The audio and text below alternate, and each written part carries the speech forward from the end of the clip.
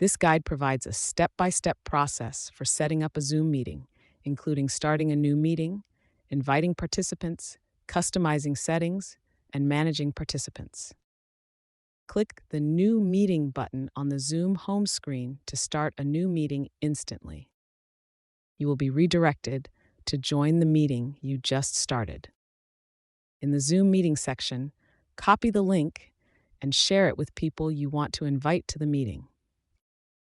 Navigate to the security settings within your meeting to adjust Zoom settings for added security.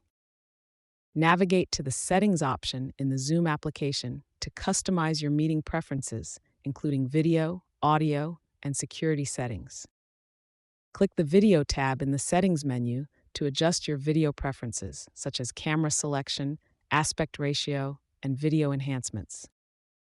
During the meeting, you can manage your participants, including muting, unmuting, renaming, and removing participants as necessary.